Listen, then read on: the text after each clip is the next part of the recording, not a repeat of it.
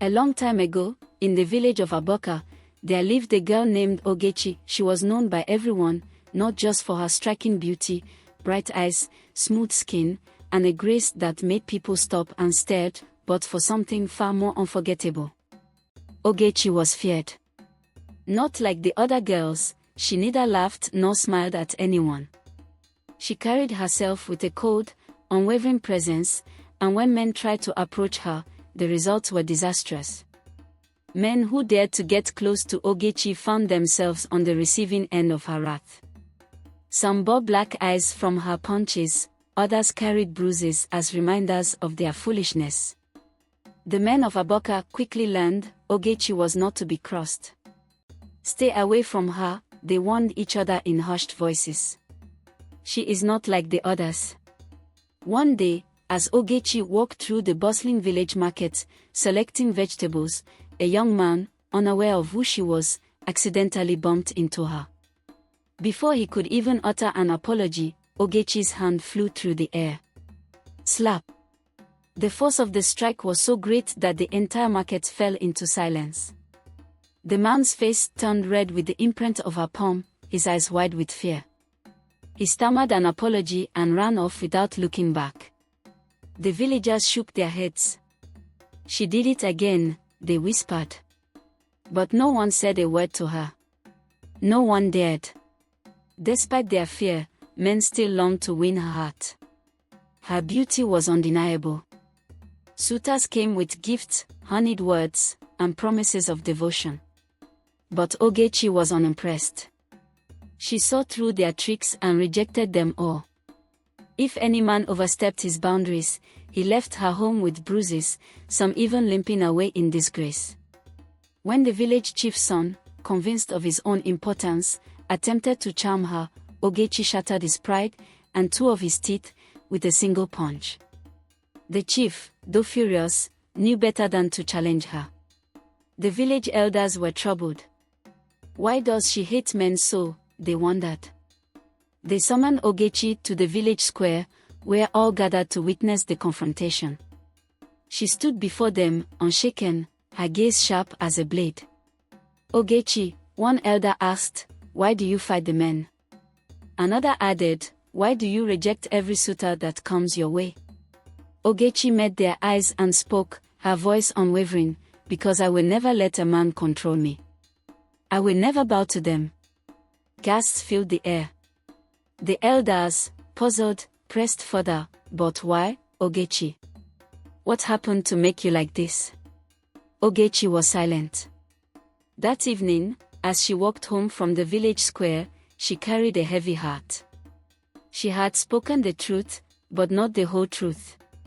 The truth she kept locked deep within, hidden behind her unbreakable will. But the past had a way of revealing itself. One hot afternoon, Ogechi went to the river to fetch water.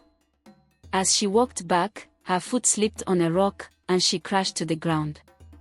The clay pot shattered, water spilling across the dirt. She winced, her ankle throbbing in pain. A nearby farmer, seeing her struggle, rushed over to help. He knelt beside her, reaching to support her injured foot. Bam! Ogechi's fist connected with his jaw before he could even speak. The farmer staggered back, holding his swollen face. "I was only trying to help," he murmured. But Ogechi didn't listen. She had seen too much. She had endured too much. News of the incident spread.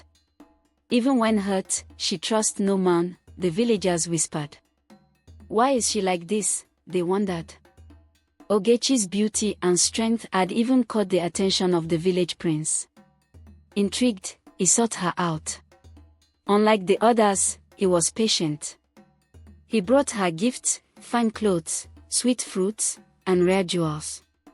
He spoke to her with kindness, never forcing himself upon her.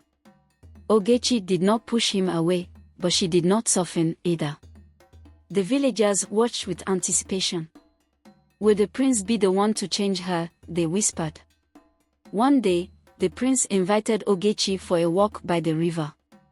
As the water flowed gently beside them, he thought, perhaps she is beginning to trust me.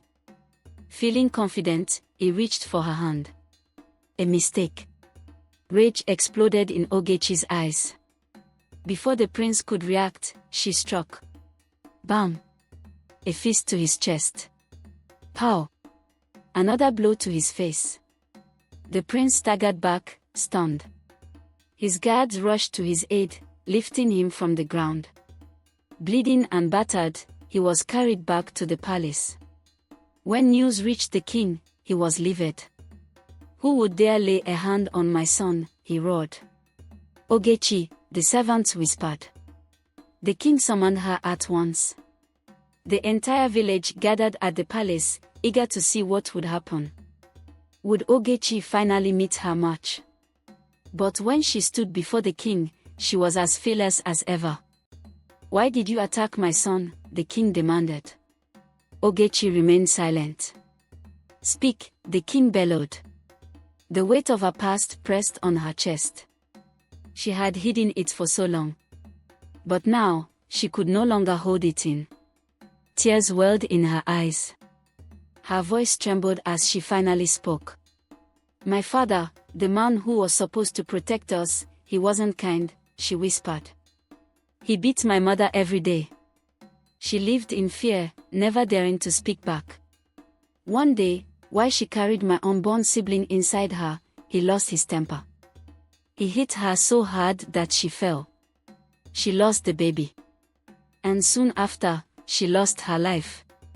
A collective gasp swept through the crowd. The village had seen Ogechi's strength, but now, for the first time, they saw her pain. I was just a child. I could do nothing to stop it. She wiped her tears and continued, after he died, I thought I would be safe. But when I went to live with my uncles, I learned that cruelty ran in their blood. They mistreated their wives. They forced themselves on women, using fear as their weapon. I watched. I learned. And I vowed, no man would ever hold power over me. The village was silent.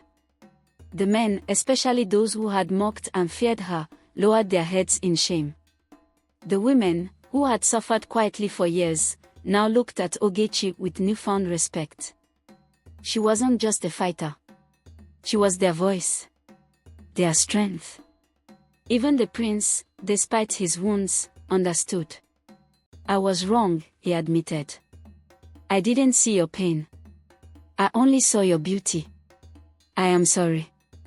Moved by her story, the king made a decree.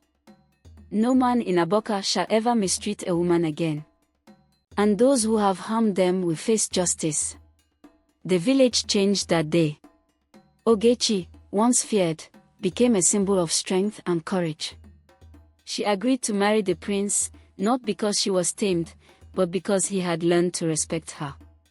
It was not a marriage of submission, but of equality. Her story became legend, passed down through generations, a story of pain, strength, and the true meaning of respect. Please kindly subscribe to our channel and share with friends and family.